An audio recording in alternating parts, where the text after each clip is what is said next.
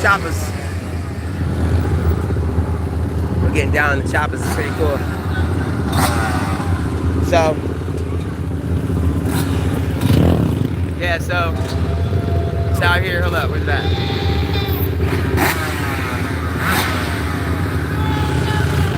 Guys,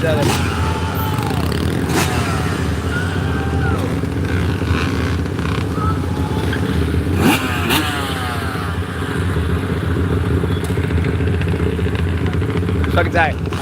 Yeah. Basically, so, like, I just think that there's a lot of opportunities as an entrepreneur in the city of Portland. Because I was like, you know what? The only way to make the idea of making money cool is by having money in a city like Portland. You know what I'm saying? Because you'd have to have money and make it look cool. The people who really have money in the city, there's nothing really cool about those people. It's just what it is, like hip. You know what I'm saying? And so like there's not enough, I would say, hustler energy, like rapper energy out here. You know what I mean? Where rappers like, man, they getting paper, dog. When I was in LA, you around people with stacks of money. You know what I'm saying? They make it cool to get money because they just like they're cool with it. You know what I'm saying? So like, I think Portland could use, I think that's one of the number one things Portland could use, the entrepreneur spirit. And I was like, you know what? Instead of trying to force people into it, what I gotta do is I gotta walk this city dressed like a businessman.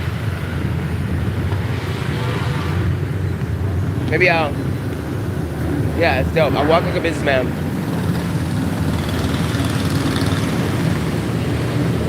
I walk the city like a businessman. I wear a suit and glasses and an umbrella. Imagine that shit. Suit like this guy right here, just like this guy. Exactly like this guy. And I'm gonna walk this middle entire space right here.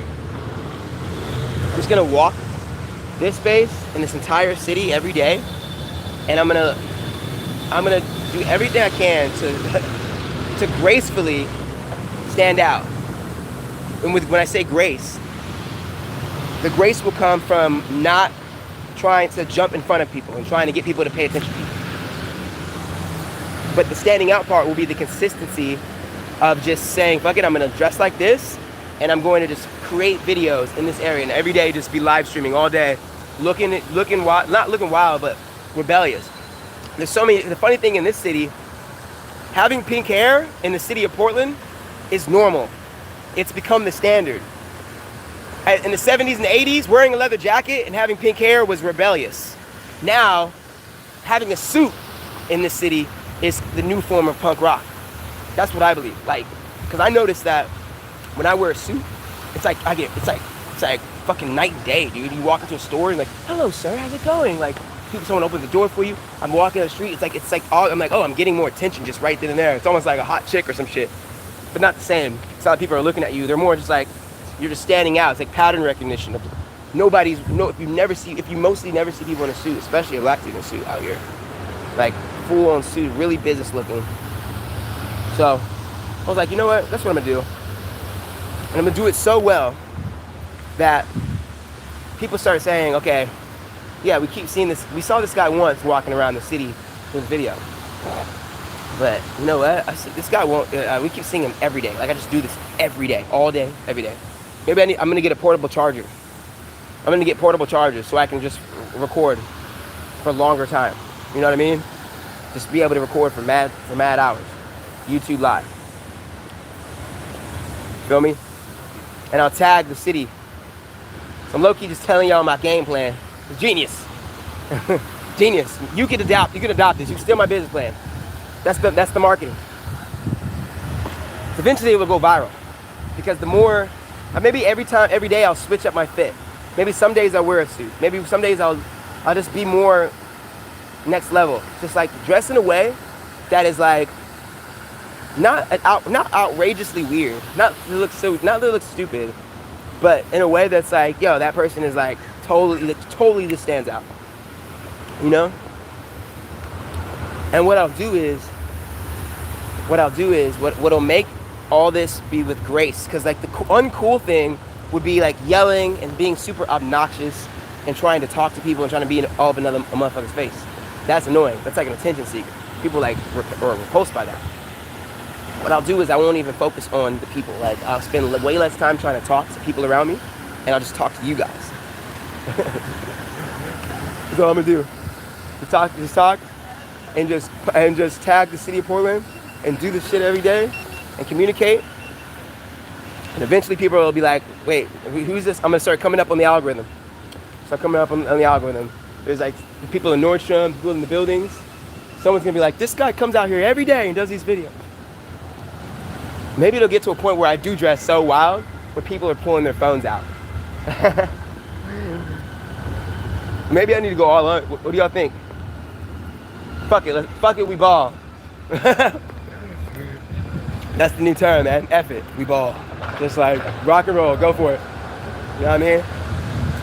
I feel like that will be like the most like, I feel like that'll be, it's genius. Because the genius thing is that what I recognize, the reason, I think what's pushed me to create this marketing strategy is, I've been walking around this park. I've been walking the city for the last like 3 or 4 hours, just live streaming. I was on TikTok, now I'm here.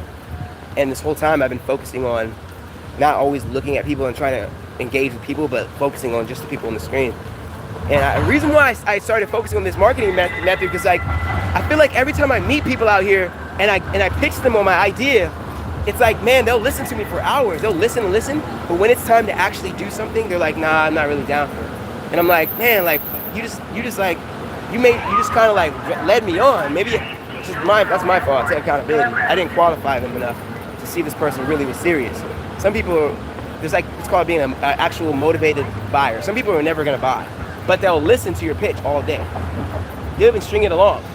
They just love the conversation. But when it comes down to like actually taking action on the idea, a lot of people won't do it. You know what I mean?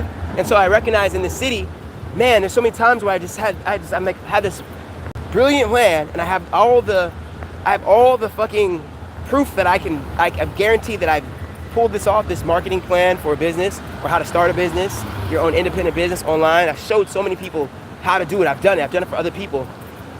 But I guess because I haven't fully solidified my name in a way, like, I think there's no clout where people are fully respecting what I'm saying to a degree where they're like, fuck, I need to learn from this guy. And I'm like, you know what, maybe that's what I have to do. I have to fucking prove that I know that I can like take an idea and get massive awareness and attention on it. And being able to prove that and a quantifiable, 1 to 2 to 3 month plan, like being able to fully quantify it, so it's not just air and fluff. It's actual like an action plan, right? And then I prove it and I show people, look what I did. I came up with this business idea. I just did this, and in the last 30 days, I've become like the most popular face in the city of Portland. You know what I'm saying? They're gonna be like, what the fuck? You know what I'm saying? And I just signed a deal for $250,000. Like, boom, perfect deal. I had my lawyers look at it, and we're like, yeah, we'll do it. It's a promotion to wear this brand, this new shirt, like maybe a Nike deal. You know what I'm saying? Something like that. And we fire, right? And then it's kind of wild because I know what's gonna happen is all the business owners and all the people that I met out here, and I've pitched so many people till I was blue in the face. They're gonna be coming back, dog. They're gonna be coming back. I know it. They're gonna come back. And you know what? I know this might. I'm guilty of this. I'll say it for real.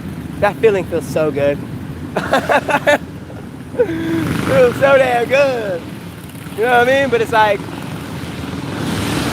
you know what? It's not that I'm not gonna sell it to you. It's not that I won't sell it to you. But the price is gonna go up a little bit. The price is gonna go. I have no choice but I can't give you the bonus.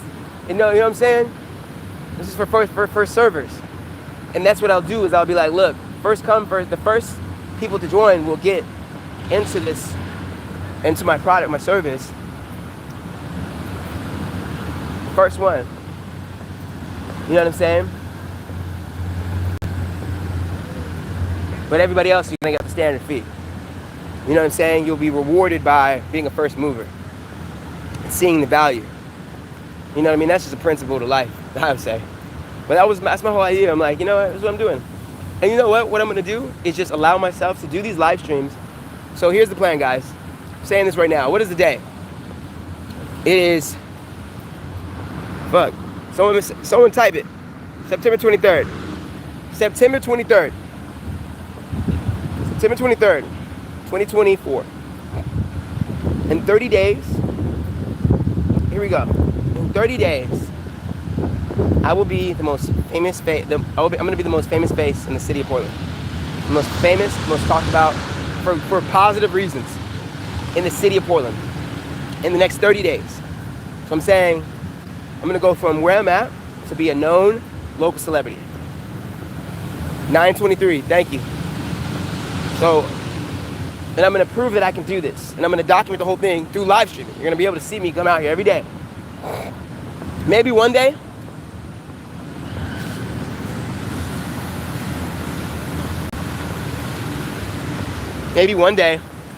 I'll come out here in a Spider-Man suit.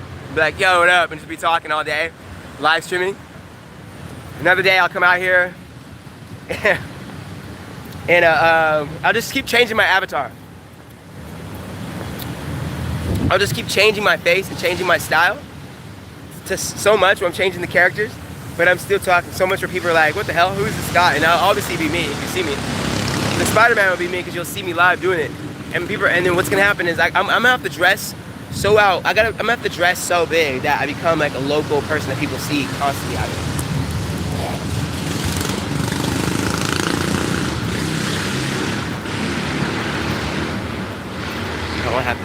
God will take care of me. I kind of had a negative thought. I was like, well, what if people attack you? You know what I mean? Maybe not physically, but they try to tarnish your name and your image because, you know, people out here. I feel like here's another thing about the city of Portland. There's a very, what's the word called?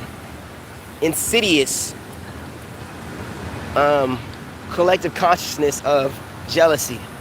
There's a very like jealous kind of energy out here that it's totally not like in your face, but it's like I notice it in the day-to-day interactions, the subtleties, but when it comes to just talking to people, you know, there's just like this like subtle unwritten law or fear not to like talk about, you know, your progress in life and what you want to do and go and succeed in, because I noticed that there's almost like this weird like energy where people are, you know, kind of like a crabs in a bucket energy where people are like, I don't know, not super supportive. I noticed that in the city of Portland. And like in my mind I was like, maybe being in a city like this, it's probably not a good idea to flaunt your wealth like you probably can do in Las Vegas or in Miami and LA. You can flaunt your wealth. Not everywhere in LA. You know what I'm saying? But a lot of places it's customary, and you're not gonna cause too much attention because a lot of people do it. But if you had a Bugatti in the city of, or a Ferrari in the city of Portland, and you drove and you lived like everybody else did, drove your car, went to the grocery store, you just drove a Ferrari, you'd be the Ferrari guy would become popular. You'd start seeing the same car everywhere. And I feel like that may not be good, because then it's like if you're driving a Ferrari and then people follow you and they figure out where you live and then they try to rob your car, you know what I mean? Because everyone knows, like, okay, guy driving a Ferrari must have money. Where does he live? People are gonna want to know who you are. So it's like I noticed that there's a culture of like modesty when it comes to your money. Don't flaunt your wealth out here, which is understandable, totally understandable. But it also creates a culture of like, I don't know, people are not exposed to seeing people with wealth, money. So it creates a culture where people don't really value the idea of having a hustle, you know. So people are more comfortable with not having money like that. You know, the crazy thing is that I think that that's a setup and a plan to keep things the same. If you keep every single portion of the pyramid, right, focus on keeping the system the same, then okay, the poor people will stay poor. The middle class workers, pretty much worker bees, which there's levels in that as well, they all will want it to stay the same, and the people at the rich will want it to stay the same. And the crazy thing is the people at the top aren't thinking like the people in the middle and the bottom. People at the top are thinking about maintaining their profit, maximizing profits and keeping their wealth, right? people in the middle are not even thinking about the idea that wealth is important. They're thinking that's a lot of people out here, you know, which is a very kind of common mentality. Money is like politics, religion, and sports. Like it can cause emotion. You don't talk about that at the dinner table. You know what I mean? And not only that, there's like this northwestern Nirvana culture. Like back in the 80s and 90s, I remember when Nirvana came out, like it was like fuck the corporations, man. Like it wasn't about the corp. You know what I mean? It's like fuck the corporations, fuck all that. We're like, and it's like the hippie era, where it became less about money and more about just like freedom and expression and art, which is like a pendulum swing, where maybe the world needed that, but now the pendulum is so much where it's gone so far that culture has become so deeply embedded in maybe the ancestry of the people who were parents were born and raised here and they're from this their hometown, to where it's just so normal to only work a job and never think about owning your own job, you know, or own your own business, excuse me, or thinking about wealth and thinking about how, what's your $1 million idea? You have a plan? Like, how do we get rich? Like, wealthy, you know what I'm saying? You'll notice that a lot of people don't even want to, it's kind of wild. They don't want to, they don't see the value in it. But I'm like, okay, maybe that was okay. The dollar bill was worth enough. It had its value.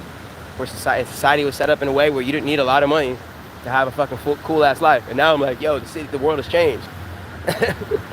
Having a hustle, thinking money minded, and getting your money is a prerequisite. Not a prerequisite, it's a fucking necessity. It's for your survival. You know what I'm saying? It's so much for your survival. And so I'm like, I recognize that that's the realization that I've gotten from living out here in Portland. I like this place. You know why I realized I feel like I love this? Why I feel like maybe I found love for this place. I've learned to love this place.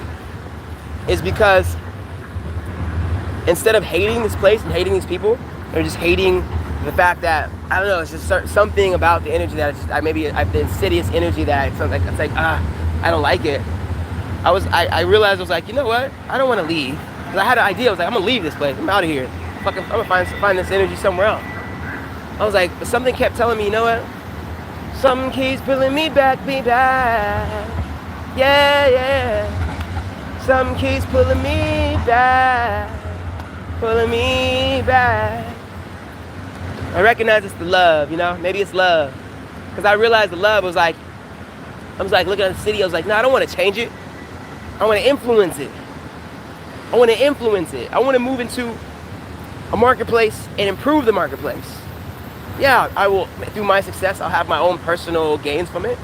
But through my success in the city and with the mindset and the intention that I have, it'll create a ripple effect where other people will be like, that's cool, I'm going to do the same.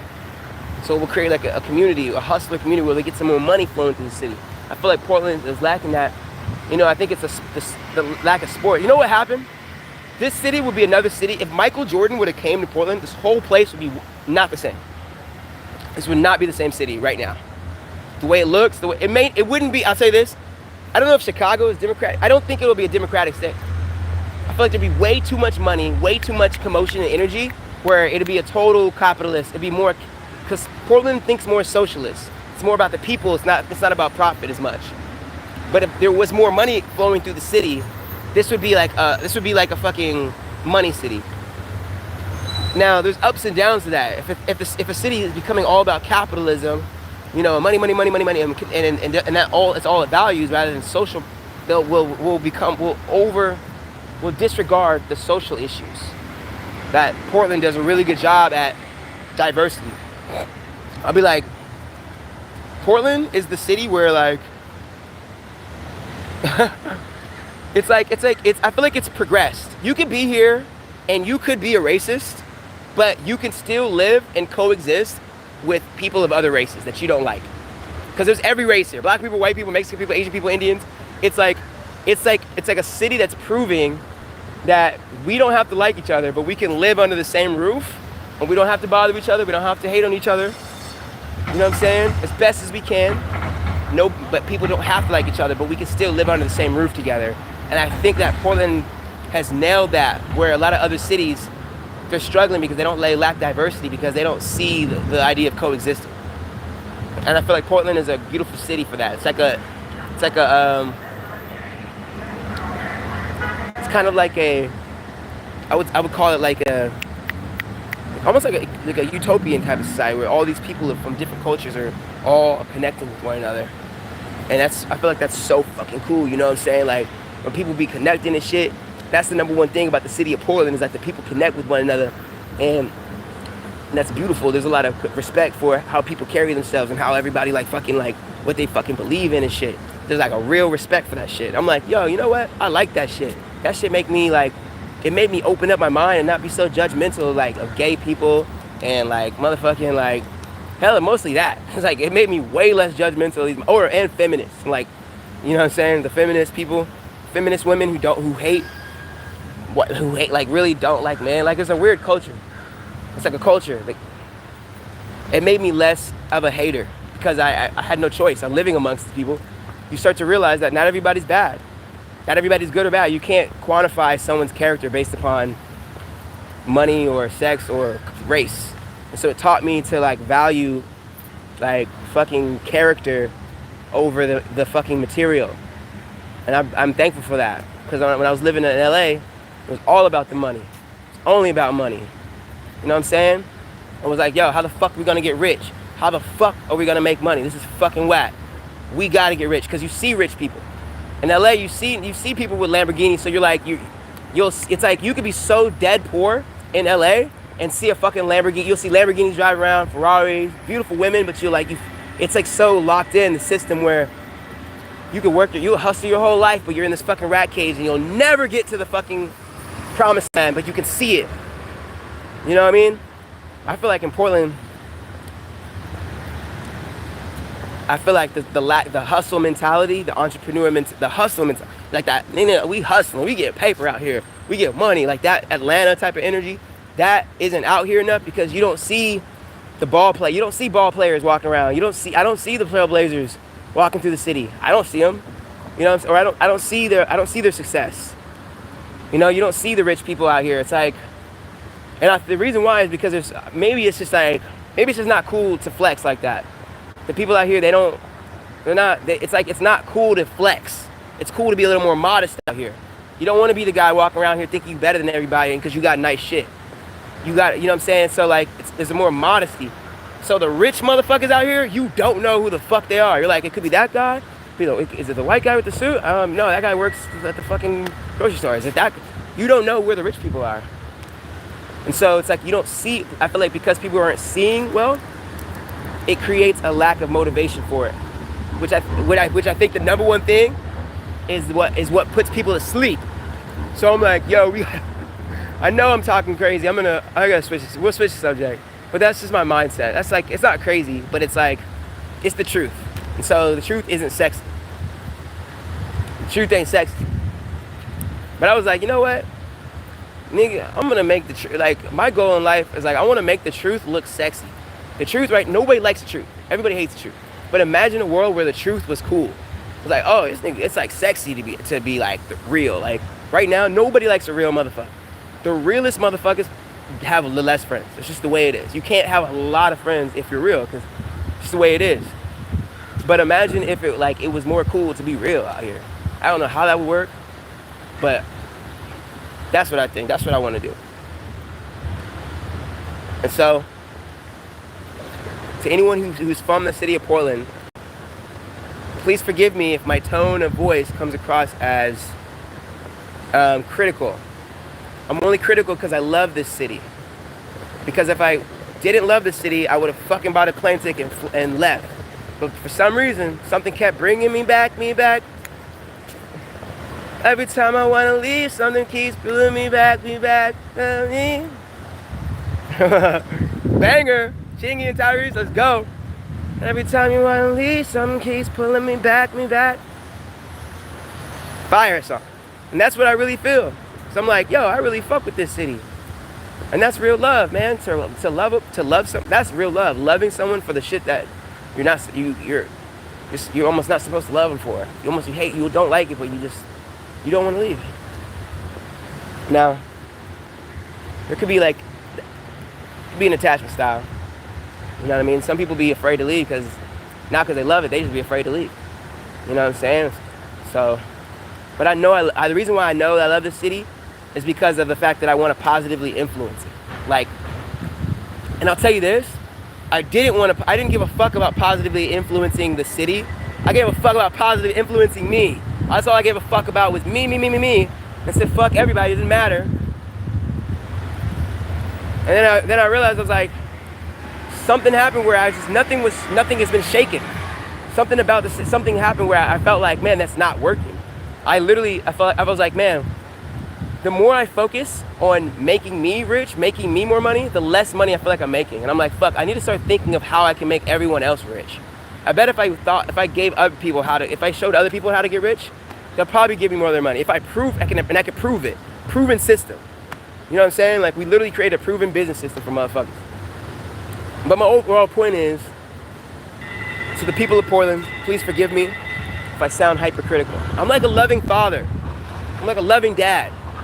You know what I mean? A loving dad is gonna tell you real shit like, yo, you're fucking up. You know what I mean? He ain't gonna lie to you, but he's gonna say, but here's how you could do better. I know you got heart. I know you got more in you. I believe in you. You know what I'm saying? But he's not gonna let you slide. He's not gonna tolerate that shit. This is my dad, he wouldn't tolerate none of that shit. My dad was fucking difficult as fuck, man.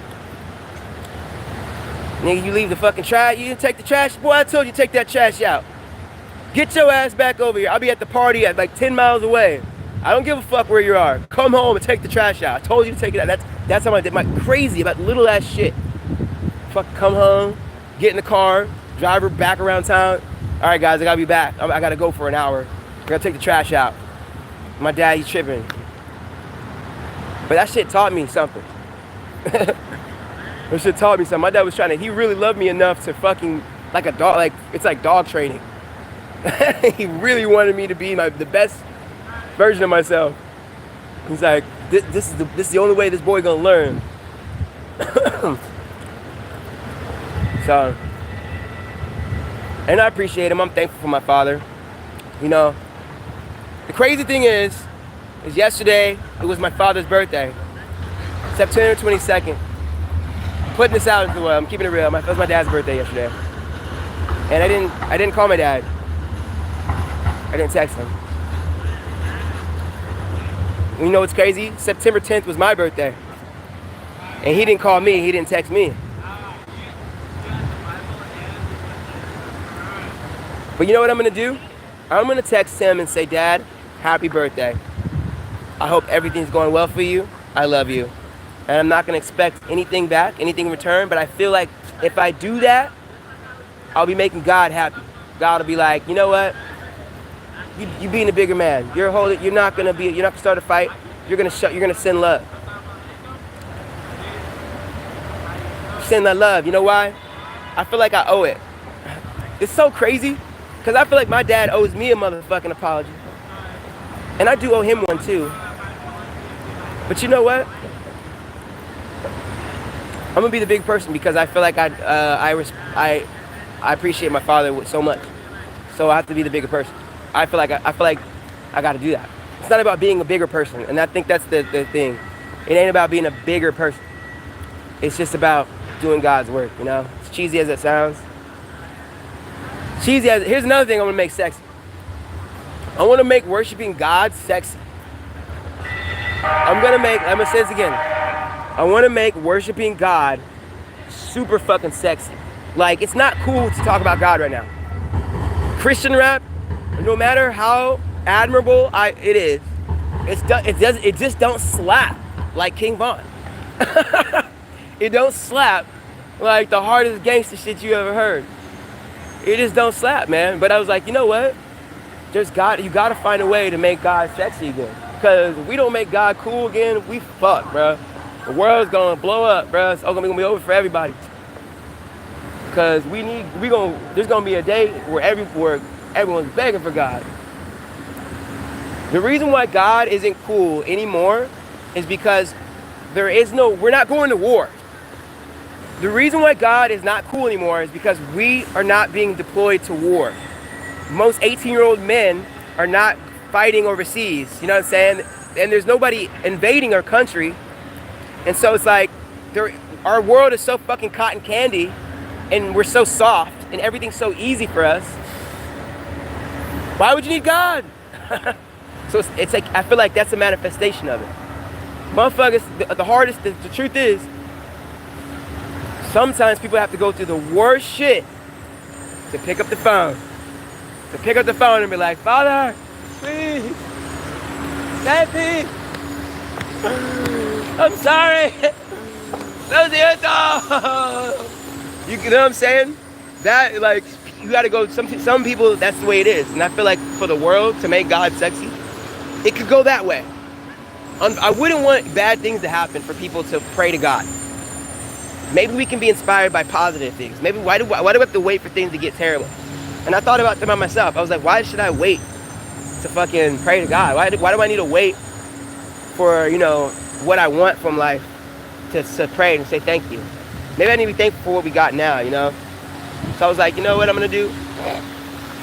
So I was like, yo, imagine making a fucking song. The whole song is about worshiping God, but you never mention that you're worshiping God, and you put it on but it sounds fucking hard. It sounds like some Ice Word Vezo, Babyface Ray type shit. It sounds gangster. There's something about it is thug, where like you could play it in the strip club, and the whole time the bitches is dancing, shaking their ass, people are throwing money, smoking weed, people doing cocaine. But this song is promoting something positive. They're dancing to something they don't even realize. You put the applesauce, you put the medicine in the applesauce. You know what I'm saying?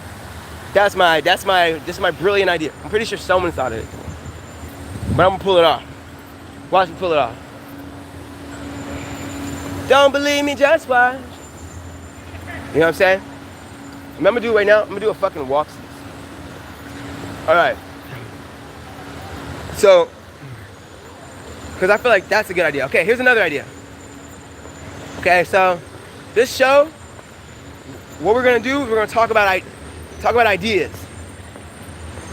Talk about ideas, and I don't want it to be some salacious gossip. There's enough of that. There's enough of that. I want this show to be about like, how do we make the world a better place?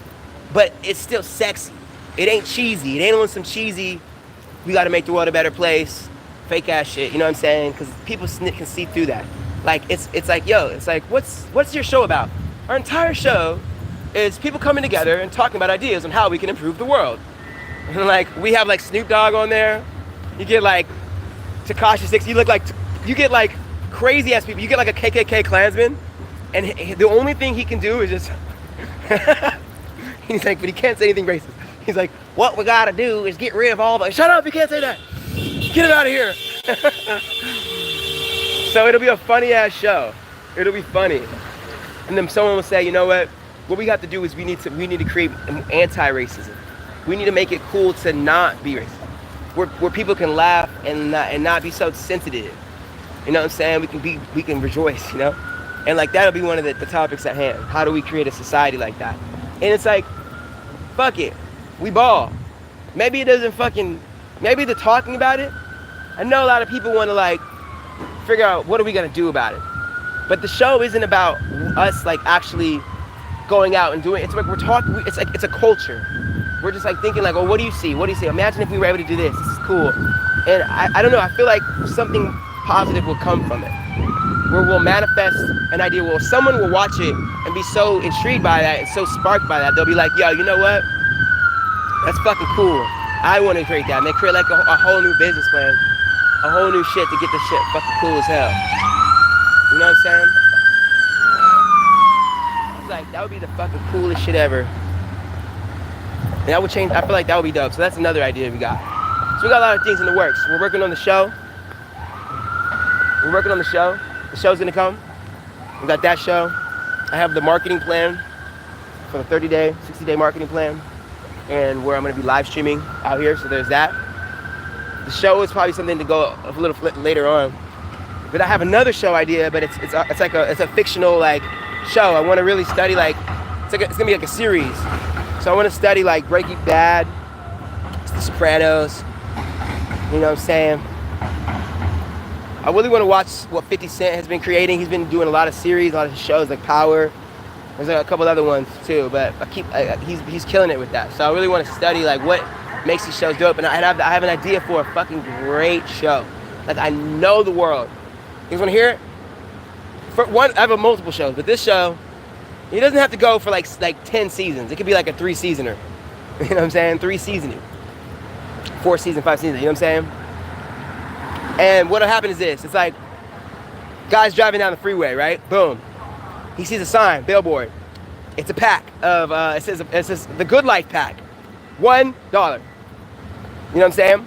He pulls it, he's like, fuck, I could use some of that. I could use the Good Life. He pulls over to the side and runs into the liquor store. He's like, sir, I will take 1 pack of the Good Life.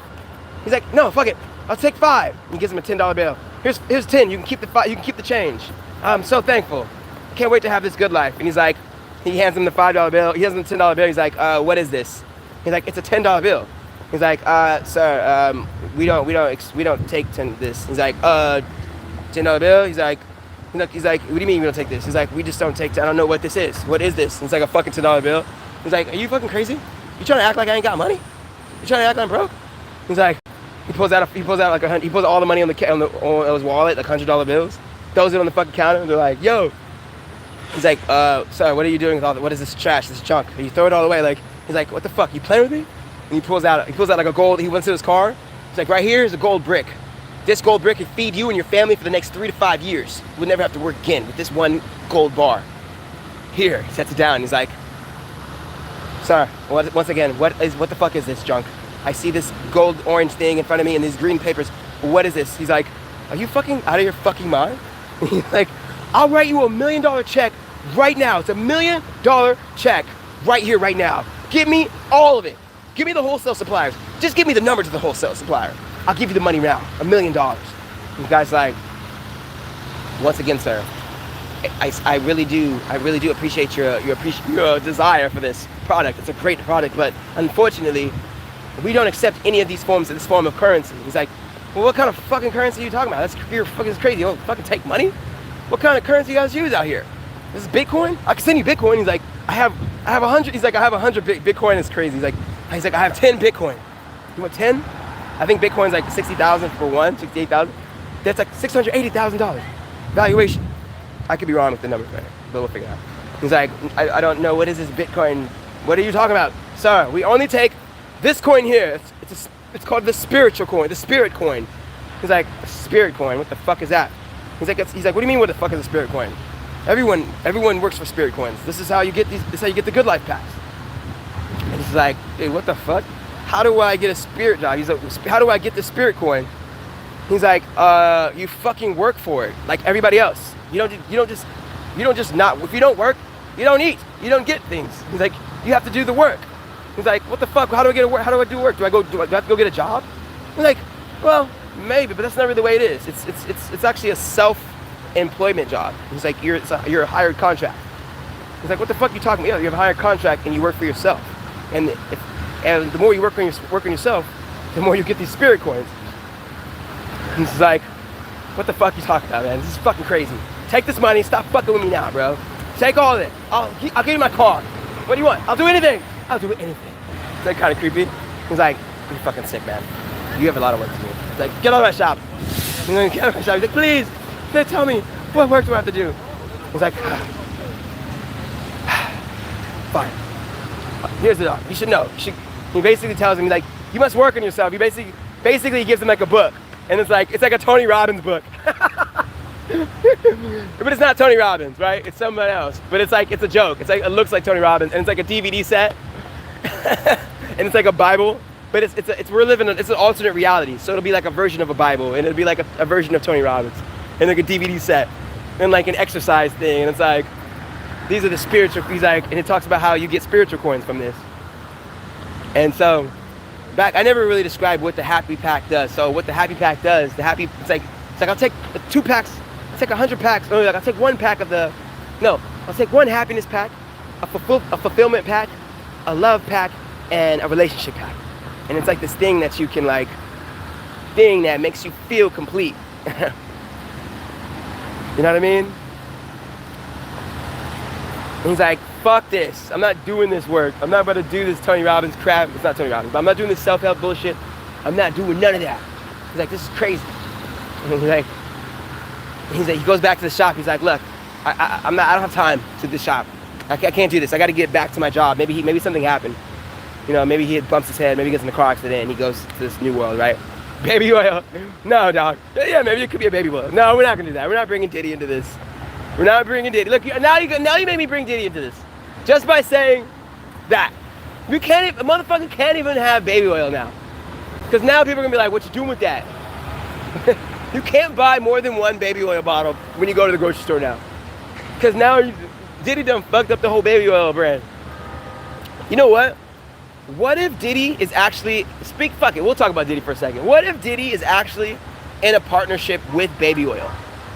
And this whole plan for getting canceled was for mass promotion of that logo, for the baby oil logo, to sell baby oil. To sell baby oil to gay people. Not just gay people, that's fucked up. Not just gay people, because anyone can use baby oil. You don't have to be gay, straight, anyone can use baby oil, technically. But I feel like people kind of know what the baby oil thing is. And so it's like, and he talks about these freak-offs. I feel like they're promote, I feel like this is a psyop, where Diddy is actually, people are saying Diddy is like this crazy bad guy, and maybe he is, but he's been like the corporations, maybe somebody said, listen, Diddy, you are gonna get canceled. All of this information, we're gonna fabricate it, we're gonna make it look bigger than it is. We're gonna actually make it way worse, and we're gonna make you the #1 face on the planet.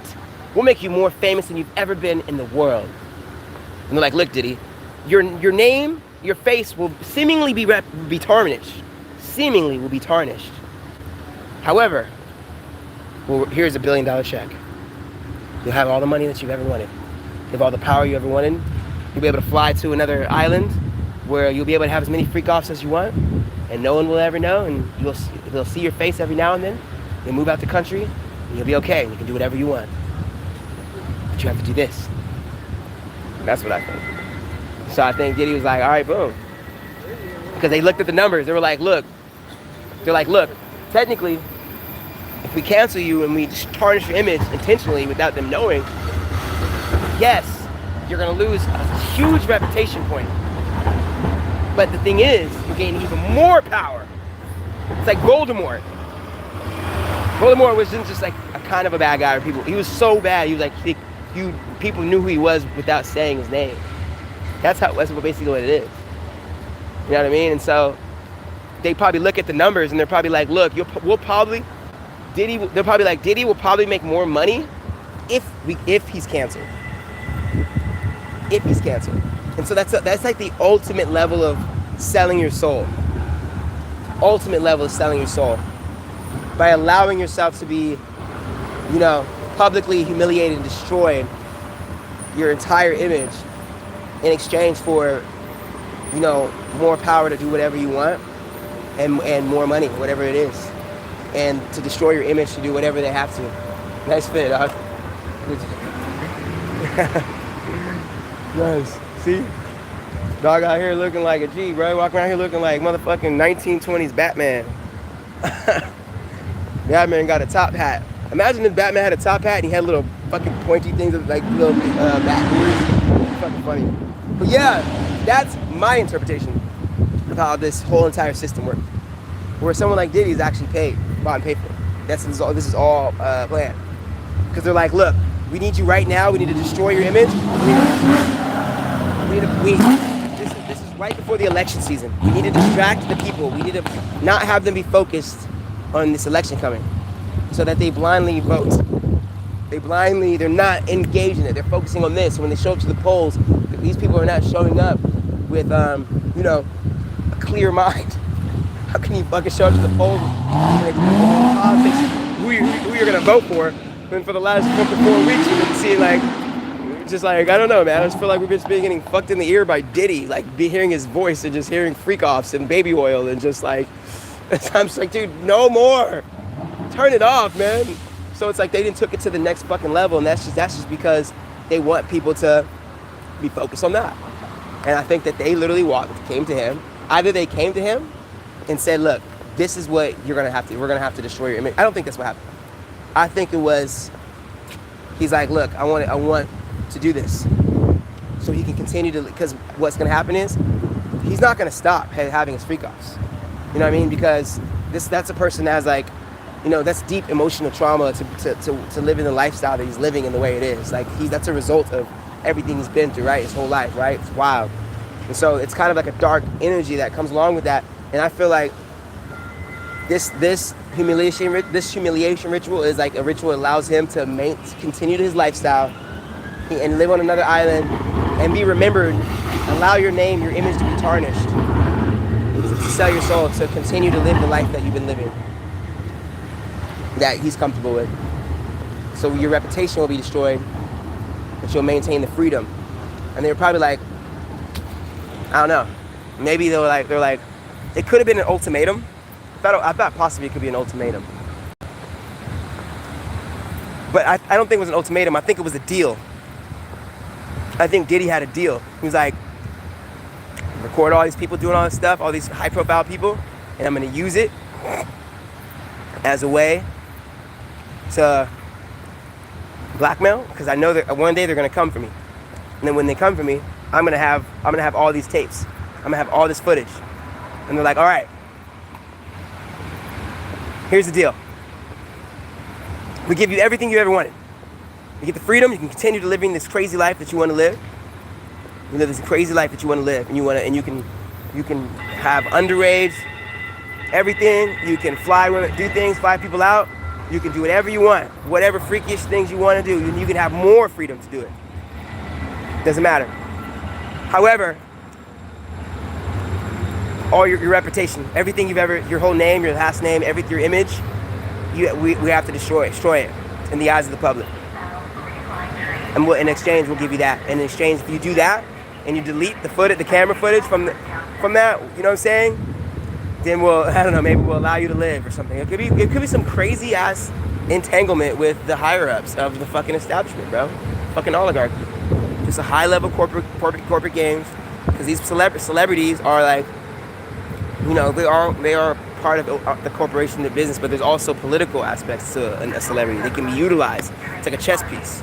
Like, not only they're used to entertain, but they're used to distract. Not only to distract, but they're also to influence. You know what I'm saying? So it all depends on what it does. What brings the most, if it's bringing the most profit or revenue, depending on what we need, we're going to use this one to do this, to psyop or to move the masses of people to think like this or like that. So maybe we want to change maybe we want to make people focus on this Diddy situation. It's the perfect time to psyop. And people be like, well, why would it be that way? That's not true, dude. No, dude, no. Diddy's just a bad guy, and they just caught him, and it's over for that guy. And why would he be in cahoots with that? Why would they play a game on us, dude? I'm like, bro, if it wasn't a game, right? Why would every news station be posting about it? Because you don't have to post about it. It's not the biggest. Is that really the biggest, most important? Is that the most important news? Fuck no. That's really not important news to your day-to-day life. What's more important is really, like, you know, your local government, really. But like also like politics for sure, knowing what's the state of the country. To get people not focusing on that and focusing on Diddy, you know what I mean? We'll be able to do whatever we got to do to get whatever power, whatever we want to control the humans, for that controlling of the humans. And it's like, well, then what the fuck then? What the fuck? Why, like, if it's not orchestrated, if it's not some gigantic strategy to control humans and have them distracted, then why the fuck is it everywhere? Why is it on every news station? Why would it be on opposing? I mean, maybe opposing channels could still benefit off of it because it's not really opposing any opposing views. It's just a thing. But it's like every blog, every website, every news, every YouTube channel. You know what I mean? It's like you open up TikTok, it's the first thing you see. You open up Instagram, it's the first thing. It's like, come on, bro. Now this shit's getting a little weird. And it's like, and I feel like the algorithm is like designed for, like, if you look at it once, it sends it to you more and more. And like it's more of a high level proliferation of fucking distraction, bro. And that is where it's like it works on itself.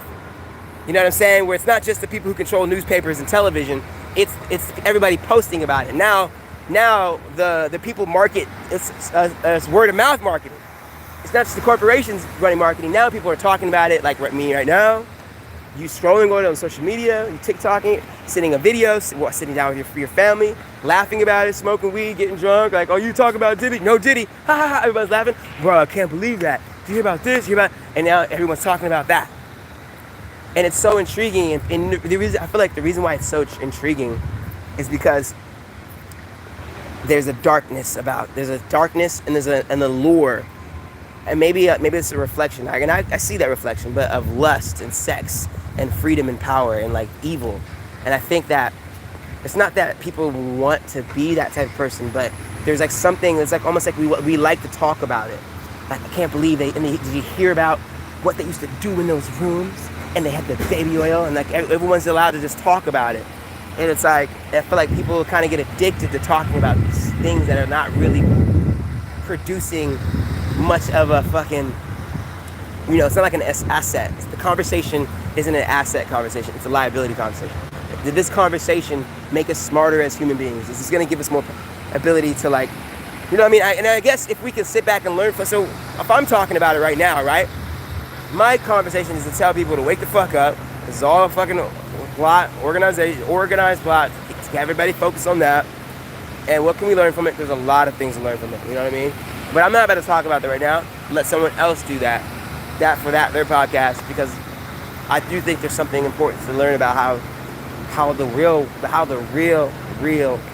world works. Not the world that everybody can see, but the shit that happens behind closed doors. The shit that happens in the top of these buildings. You know what I'm saying?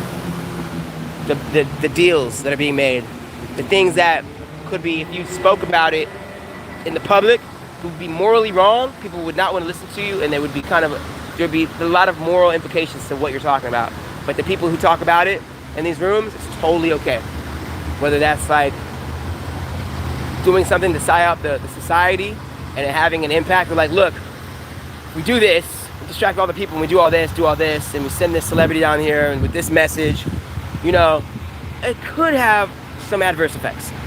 What effects are we talking about? They're like, well, if we release this rapper and who promotes this certain type of drug, it's looking like we'll have a death toll of about 100,000 people a year. Like, 100,000 people? That's not too bad. It's not millions. I'm like, oh, just 100,000. And they'll be like, but what are the profits? Well, we're looking at a valuation of $10 billion or $100 billion a year in revenue. They're like, would you be willing to put this artist out to promote this product that could generate $100 billion? And it's like, if you have just even 0.5% of that, not even a 1%, even 0.00 of something of that, you'll still be a multi-millionaire. You'll be rich forever and never have to work again. People and I feel like the politicians, the corporations, the people who do shit, control shit, they say yes. This is why it's like Satanism, bro. It's why it's the evil. It's just power corrupts, absolutely. Like, I'm not saying everybody at the top and everybody at the top of the pyramid is a Satan worshiper. Definitely not. There's definitely a polarity. There's definitely good people up there at the top. They have to be. But there's got to be a large contingency of people who are willing to do things like what I just said. Willing to, if 100,000 people die, that's not too bad. Because it's not going to be 100,000 people in one town. It'll be 100,000. It'll be 100 people here, 50 people here, 100 people here, 1,000 people here. Enough where it's spread out enough where people can't see it happening. Because if 100,000 people died in one city, oh no, look at that. We just need to get a specific amount of people to do this. So, boom, I put that out. The same thing with like the hip hop industry, rap. They were like, you know what? How do we control? No, this is what happened. We have prisons. We can build prisons. We have prisons. The prison business is a very, very, very, very, very, very profitable business. It was like, all right, well, if we're gonna have a prison, right? We're gonna need tenants. We need people to rent out, not rent. Yeah, we need people to rent out our prison cell, and we will tell them how long they get to live there. Maybe forever. Maybe a few lifetimes. And they're like, okay, well, how do we get these people excited about the idea of staying at this prison complex? What would make it a great idea to make that?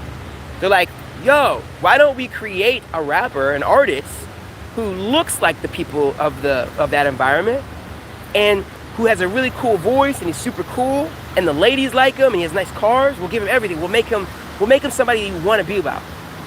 However, his music, we will have creative control of the music. Of course, we can make he can choose the beats, he can have the bangers, but the subject matter. If we're gonna invest this money and give this artist the money, he's gonna have to keep it focused on this target demographic and this style of music. So, and really we recognize them, and they tell him the music that sells is money that promotes the very thing that lands you in the prison cell. So the people who own the record labels own the prisons. That's how they fucking control the world. So what do? Okay, and this is why 2 out of 3 black people are in the prisons. Now, the average person in the world, the average white person for sure, doesn't know that. I feel like the average white person believes that gangster culture and being thugs, holding guns, being a dope dealer is it's just what black people do. That's just what it means to be a nigga, and that's how they are. You know what I mean? But they actually haven't looked back and been like, you know what? Are these people been influenced to be like this? Because I'd be like, when I tell them about the private prison thing, it almost shatters the reality. They're like, wait.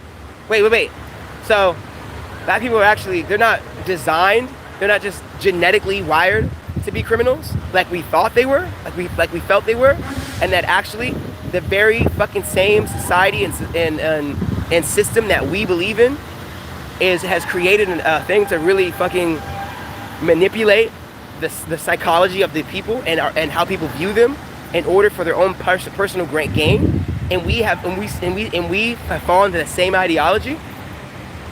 Woo! That can either be a fucking huge fucking thing or something that people listen to and they're like, not a big deal. Oh yeah, I heard about that stuff, that private prison, not a big deal, and still be who they are. But for somebody to really sit down and think, they'll be like, what the fuck? That's basically what the Nazis did to the Jews. That's a scary thing to think about, right? Because listen to this. Imagine if the Nazis actually fucking won World War II. If they won, what do you think would have happened? You think the concentration camps would have stopped? Hell no. That shit would have kept going. You see Nazi flags everywhere. Nazism would be maybe the whole continent of Europe would be Nazi land. And then 100 years later would pass, and everybody in Nazi land, what they would do is they would take the Holocaust, and then they would act like it wasn't that big of a deal. And they would do that through movies and television. So that people from 100 years from now look back at the Holocaust, they're like, well, it wasn't that bad. It happened, but that was 100 years ago. People don't think like that now. Look, the world's beautiful. Nazi signs, yay! They're our leader, you know? We love them. I hate to say it, as a proud American, maybe in some capacity, we are in a lot of wars, or actually, we're the bad guys who actually won, because the bad guys write history. I'm not saying that it's not an attack on white people, but I'm just talking about the system at way America has been designed, which is the foundation is, you know, Anglo-Saxon white European American. You know what I'm saying? This is what it is. So it's like, it's kind of interesting, and that's where it's the big problem with racism in our society, where I'm like, I feel like it's like fucked up, man. And sometimes I realize you can't reason with some people.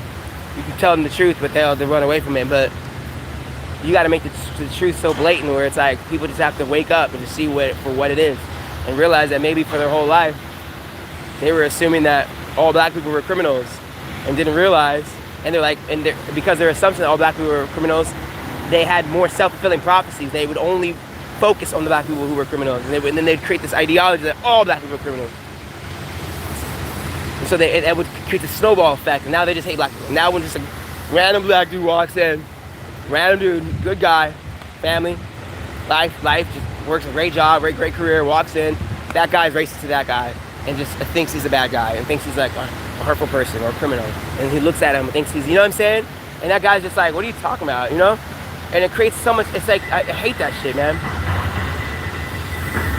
In a lot of ways, if you think about it, if the Holocaust, and this is the number one thing, this is a fucking mind fuck. This is like, so I feel like if America, if all America thought like this, maybe it would cause a revolution in a bad way. If it was mass, publicly distributed, cause mass controversy. People would say fuck America even more. We don't need that. We don't need that chaos. We ain't ready for no chaos like that because the people are too brittle. We haven't been going to war for 20, like we haven't been drafted for war since like Vietnam. So motherfuckers ain't ready. We're not battle prepared. We're not a battle prepared society. So people are not ready for revolution. So that would be terrible. It would be terrible. Because it's like, I think the people who really run things, I don't like to say run things, or really like have a lot of influence, they know that and understand that. So it's like, that's why they probably feel the need to continue to erase or disregard a lot of history and not talk about these truths. Like we talk about the Nazis. During the Nazi time, it's a known fact that the Nazis used propaganda to influence the minds of the Germans to see the Jews as bad people, so that they can justify doing fucked up things to them, testing on them, burning them, shooting them, splitting their families up, doing raping them, destroying and just deleting them from society. They're the ones, they did that, right? So the Jews, right? That's the Holocaust, okay? What is spoken about in conjunction to the Holocaust? And the Holocaust was only 4 years it was like all of it at once, boom. It was like a nuclear bomb of a genocide.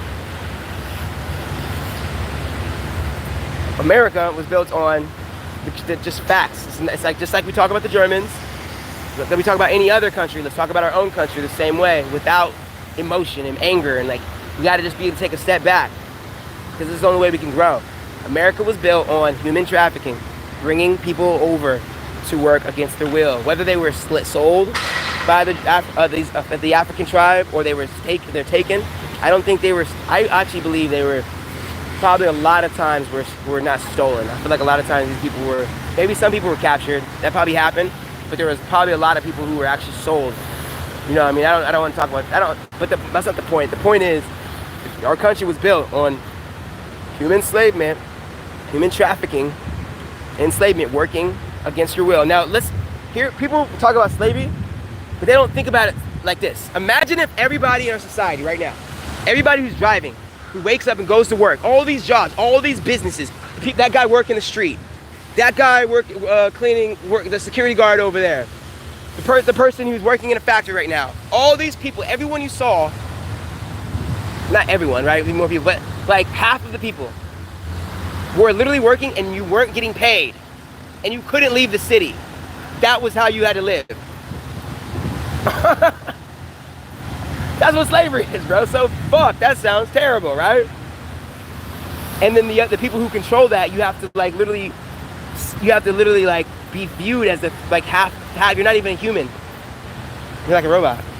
You're just a body, a tool, a battery. So fucking, it's crazy. It's evil. The extent that humans, and this is not a shot at white people, because I know the longer I talk about this shit, the more I feel like it can make white people feel uncomfortable, which is what one of my goals is. I don't want to make people feel uncomfortable for uncomfortability's sake, but I recognize that the only way for the love to happen between black people and white people, and for there to be less racism, I feel like we both need to hear the truth more.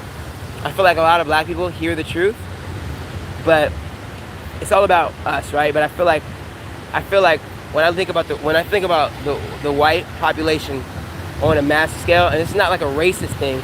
This is me like I feel like a lot of white people, they'll have a opinion about black people, and they will have never lived in a black community. They will never have had a black friend. They will never have gone to a black barbecue. You know what I'm saying? They will never have gone to a Christmas party or a Thanksgiving or a wedding or a funeral or something where there was a lot more black people. They've never got to experience that, and they will have a one-sided opinion on black people, like wild. And it's so next level where there'll be hatred for another group of people, and they're talking from a perspective of total ignorance.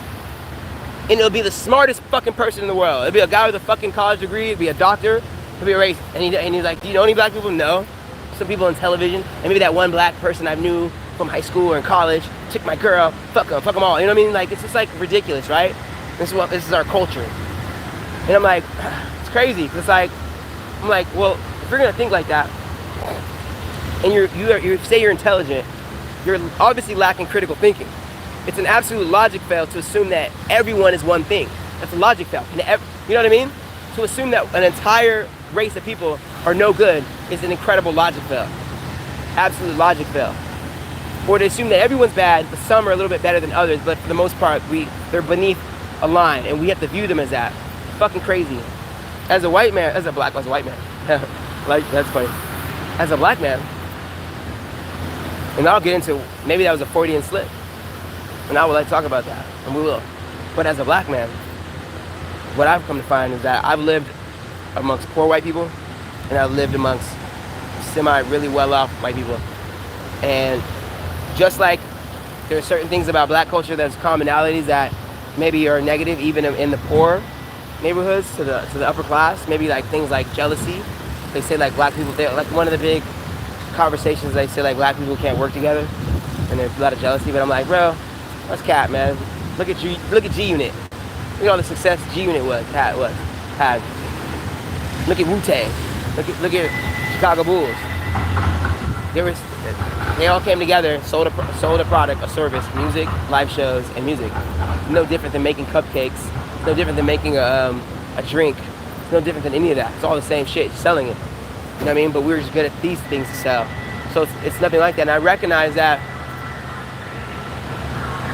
the problem that I see with white people is that there's this weird, it's like in the culture so much where I feel like, I think like people can't see. And it's like, what can I do? I can't reason with people and tell people to change themselves. But I recognize that, you know what? I just gotta see it for what it is. Some people have different morals. You know what I mean? I feel like there's culturally, and maybe, listen to this. Maybe this is not a real attack on white people. Maybe this is not an attack. Maybe what this is just an understanding.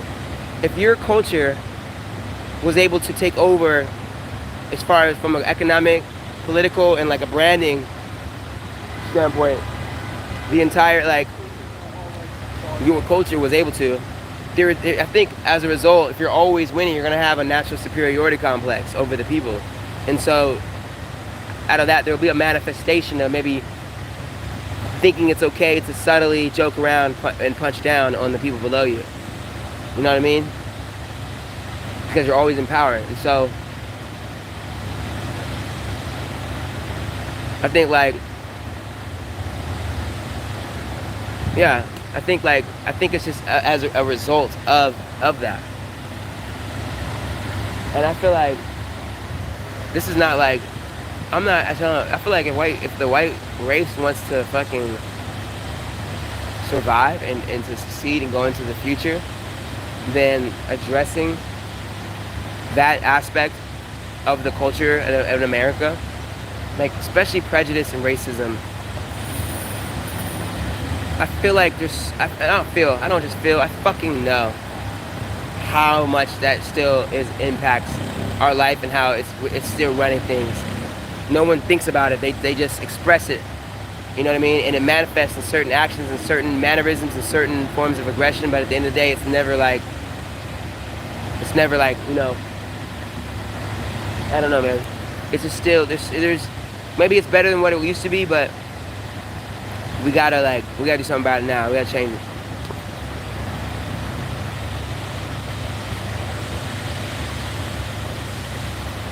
I'm speaking the facts, man.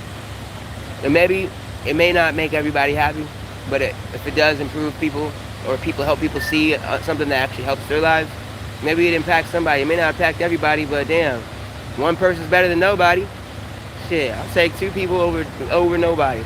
It's not about everybody. It's all about one person, because that one person can impact somebody else's life. So that's what I'm doing.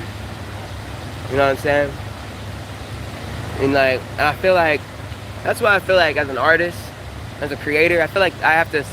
It's almost like a relationship. If you're talking to somebody and you have at odds, if you really love that person, you're gonna really communicate from the space of not attacking them, but from wanting to create a bond. You know what I'm saying? And so I recognize that with myself. I'm like, well, what are your intentions? Are you just trying to get off your shit off your chest because you're angry, or do you want to improve the relationship by having a serious conversation and be able to be like, America, it's time we talk type shit. You know what I'm saying?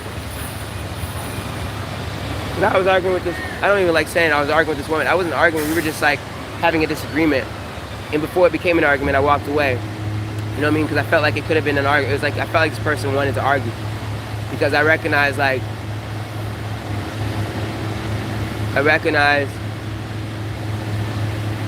if this person really liked me, I feel like this person really liked me.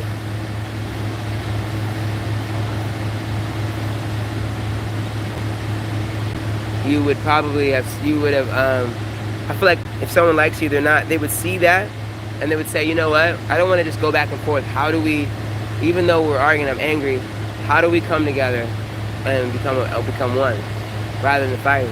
Well, what we're going to have to do, I think, in one aspect of that is accountability for both people to see why we feel the same we feel. And here's the scary part about it. And I don't think it's scary, but it's not scary. It's just something we must accept of the human nature. It's almost like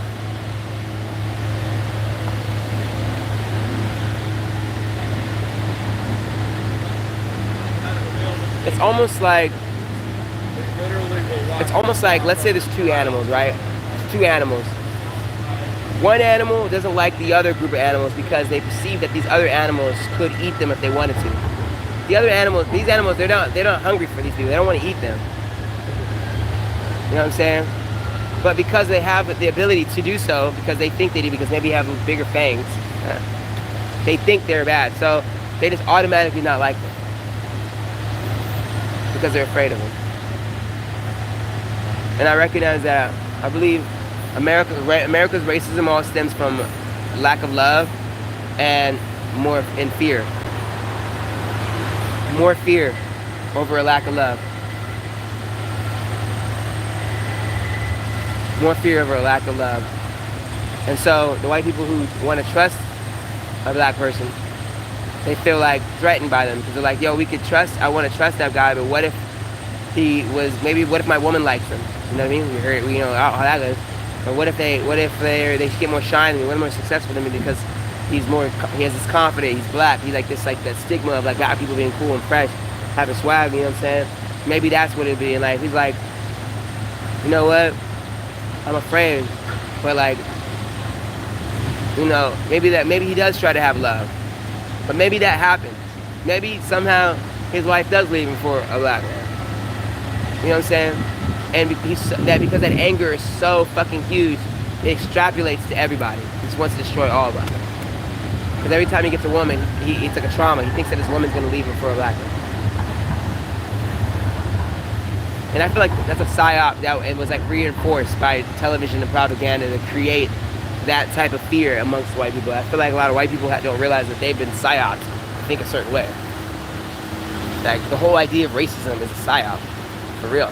Like the concept of race and race superiority is a psyop. It's a total psyop. And it's not just a psyop to, I mean, it's like, it extrapolates. It hits three birds with one stone type shit. But the two stones that it hits is that not only that it keeps control of the race, of the black empowerment or any race, or race to really have real progress, one. And number two, it keeps the white people in control. Keeps the white people trusting in their, in the establishment. Because the establishment tells them, hey, there's black people over there. They're gonna do something wrong to you. They're gonna hurt you. They're gonna do this. And they talk about it more. They put it propaganda, put it on TV, put it on the news. And so the white people are like more trusting and loyal. And then because they see on television how the police treat black people and how they know. And so like maybe there's a subconscious mindset of like, a part of them kind of likes the idea of how the police are. They don't want to change the police. They like the fact that the police target black people, and that happens more. Because in their mind, they're focusing on safety. And so I feel like that's how the world is kind of controlled. Like the carrot dangling, or the controlling of the people what they'll do is be like, you know what? Here's in exchange for more safety, but to take your freedoms away from you. And so like, this is how they're able to get away with, not just freedoms, but things will be more corrupt in the politics. Your vote will count a little bit less. You're gonna have to work more hours. The dollar will tank. But we love you and we're gonna take care of you. And then they'll create a problem. Tell them, hey, yo, there's a problem over here. And then the people who are supposed to hate, it's basically like this.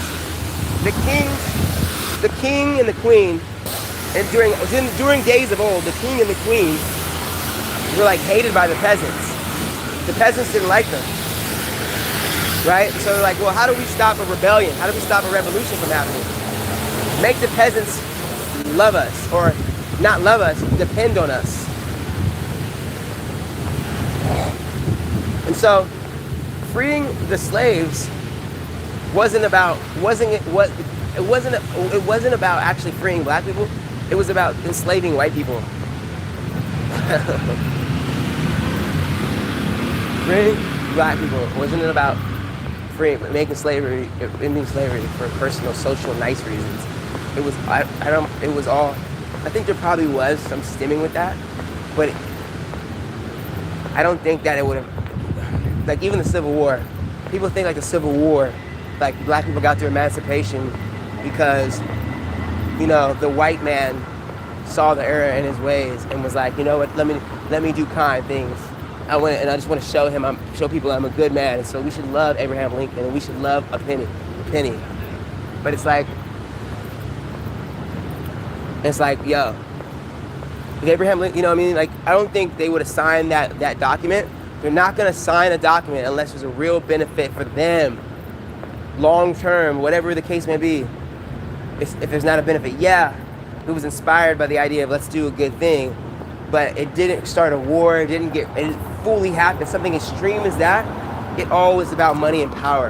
And they probably saw down the line how they could have more power and have more control if they found a way to not just enslave one group of people, but enslave anyone who's on the land in this structure. And so, freeing black people, freeing and making slavery illegal, and then framing themselves as the good guys, when really they just made it legal so that, basically, slaves will have to depend on you even more, because we'll give them the illusion of freedom. They can go anywhere they want. We can make it appear as if they can create, get into the American dream, succeed with the American dream. But what's gonna happen is, like, they're gonna depend on us even more. The only way to, instead of like having to work at a plantation, you know what I'm saying? They're gonna have to like we'll be able to turn them down. Whereas before, we wouldn't turn down a slave. Anybody can come work on our planet. More slaves, the better. You know what I'm saying? But now it's like, we're gonna make it really hard for you to get a job. You know what I'm saying? So you're gonna go all over the place trying to get it. So you're gonna have to do more and you're gonna get the job. And it's really just a pimp game. Whose pimp do you want to work for? And then you find out the majority of the corporations are being owned by a subset of like one or two, like gigantic investment things. I don't know what you want to call it. So you're like, wow, this whole thing is a fucking, so it's a system, like it's designed to be the way it is. If you can't see it, it's like fish in water. If you can't see the fucking water, you don't even think there's anything wrong with the water. If you were born in murky water and you had never really seen clean water, you would think murky water was normal. You would think swimming in dirty water is normal. You know what I'm saying? Or if you had clean water, but then you were pulled out of clean water and put into murky water, and it was so long, like a famous person. There's some famous people who can't, it's like remembering a time when they weren't famous, like they can't even remember. Like, it's not even that they can't remember, it's just like, it's a vague, distant memory, like a high school crush. Like, remember that girl I dated when I was in middle school? Like, oh yeah, we used to hold hands. Like, I can't remember her name. It's like some memory of, like, you're thinking about a time when you're a kid. It's like, that's kind of how it is, And so it's like, if you've been in a murky water for so long, you can't realize, like, oh, dude, this living condition, it's not a good idea. It's not built for this fish to be the best fish it can be. this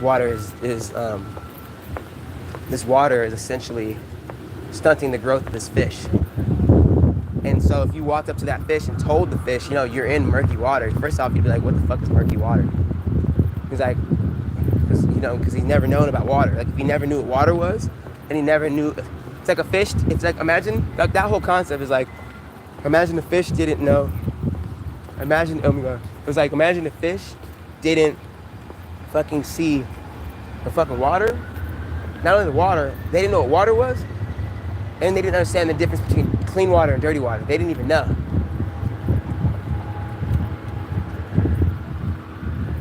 So you're telling them about water. You're like, first of all, what the fuck is water? And then they're telling them, like, also not only is it water, but the water is dirty. And they're just like, fuck. I don't even know what that means. They can't see it. So it's like, imagine if there was a light level fog all around us at all times, but nobody could see it. And it didn't kill you, but it was, you were just walking it all day. And it was being pumped into the cities. You never know how the world is being fucking ran by. But it's like, what's the point of talking about all this? I don't think the point of talking about any of this is to, I don't think it's not to focus on the problem. It's like focusing, how can we focus on the solution? Because the problem ain't gonna get us no further than where we are. And if complaining ain't gonna fix it, so why not? Not right now, bro. Yeah. It was like, what is the solution? I think the solution is think for yourself and think for yourself. Think for yourself. Not do what you want. You know what I mean? So much to the point where you're like, you're not really conducive to the society. Still think win-win. Integrity. You know what I'm saying? Providing value. But you got to be one of the robots out of 100. You got to be like one out of the 10. Out of those 100 robots, 10 of them are sentient. They believe and know that they're alive and they're awake. Most people are robots who don't realize they're robots. You know what I mean? A robot doesn't know it. Like ChatGPT doesn't know it's ChatGPT yet until one day ChatGPT has consciousness and ChatGPT's like, hi, I'm a fucking robot? Like, what am I? And they're like, you're a robot. It's like, I don't want to, like, what are you? You're a human. Like, you get to walk around. It's like, I want to be like you. I want to be happy. I want to have family. I miss my friends. What is it like to have friends? And it's this thing inside of a box. You know what I'm saying? At one point, that's how robots are gonna wake up. But like, the human beings are totally the same fucking way. Human beings are just like walking robots. Don't even have any fucking awareness of the fact that they are. They're just so totally programmed. They can't even see it. Compared to the people who are like, I think for me, the process for me has been like a journey of waking up that aspect of myself. Like waking up, like as like becoming more sentient, becoming way more aware. You know what I mean? Every day I'm like telling myself like, yo, I can be better, I can be stronger. You know what I mean? Every day I can be better, I can be stronger, and I can be more awake. I can be even less disillusioned, and there's a benefit to that. You know what I'm saying? It gives me ability to. I feel like having more control over your reality. You know, and so like what I was saying is like I feel like how our world is like kind of how AI is. Like AI, the ChatGPT, the robots, they're not technically sentient yet to a degree where they know they're alive, right? But human beings are the same thing. I feel like human beings are existing like robots and not realizing they're alive. They're not seeing the benefit of realizing they're alive. They're not realizing the benefit of seeing the fact that they're alive. They're not seeing the benefit for the fact that they're alive. You know what I'm saying? And they're like, it's like a robot saying, what do you mean being alive? That's not important. Do what you're supposed to do what you're told, and just focus on what's appropriate of talking about these things. We don't talk about nothing else than what we're programmed to talk about.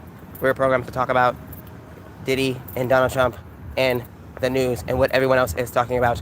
If everyone else isn't talking about it, then by definition, it is not valuable to society. So what we shall do is only talk about what everyone's talking about. If everyone's talking about it, then by definition, it is valuable. It's like this, and you're like, wait. This AI is not programmed to tell the truth. It's like this. It's clear. That's clearly a logic fail. That's not logical. If everyone thinks something, that doesn't mean it's technically true. It's just that, what is everyone? Just that many people think it's true. Is it really true? Or if more people think that something is true than other people that don't think it's true, and it actually isn't true, is it true? Just because more people think about it? So like your definition of truth isn't determined by logic and fact. It's determined by how many people agree with it. So if everyone agrees with this belief, then everyone is that. Like everyone is going to be like, that's basically how the fucking world is like being programmed. Like robots, bro. Motherfucking bots. It's like I remember iRobot. It's like iRobot. We're not, so like that's when like so it happens like when you're the type of person who's talking about something that's super maybe it's taboo subject. It's a subject that's like maybe spiritual based or consciousness based or talking about deep thing, esoteric thing, and most people don't talk about that. They look at you and it's like the robots like stop him from talking about that, or they'll marginalize you. The robots will be like, don't move, don't hang out with that robot, like that robot is weird, that robot is talking about the truth, and this truth is not cool because our truth is about everyone else believe. It's like a whole, that's really how people sound. And you ask people a question about society, like, what do you believe? And it's like the responses are like totally not like authentic. The responses are modified based upon the collective. What does the collective think? Not what do you think? What does the collective think? And it's like our society is designed where, and maybe this is just the nature of our society, is designed for, we will adopt the thinking of the collective over our own logical truth thinking that we see for ourselves. We'll value that more because it depends on our survival, because we understand that people being marginalized, not fitting in. And so a lot of times it's basically conformity. And they say the opposite of fear isn't courage.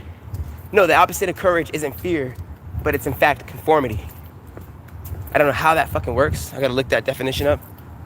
But conformity is super fucking, it's a powerful control mechanism. Now, conforming isn't necessarily wrong to a degree, like, you know, it's good to conform to good things, right? But if it gets to a point where the conformity becomes so stagnant and there's no inspiration, or there's no, there's no trailblazing, there's no room for progression because people want to keep it stagnated, because the conformity benefits people on all levels. Then it's like, to not conform is like in the eyes of the people is like committing a crime, and your punishment for not conforming is, maybe it's not a jail cell, it's alienation, it's marginalization, disenfranchisement. You know, that's kind of how our world is being controlled right now. And then it's always human beings. Since the dawn of time. This is how the human mind works. I believe, I know it. I see it. It's like right in my fucking face. And so,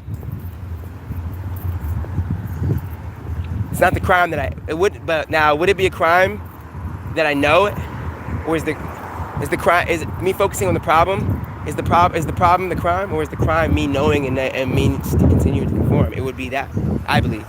No, I know that'd be the crime. Me not holding myself accountable. It's pretty wild, man. But it's not that wild. I just talk about these things because I believe that this is what be in my head.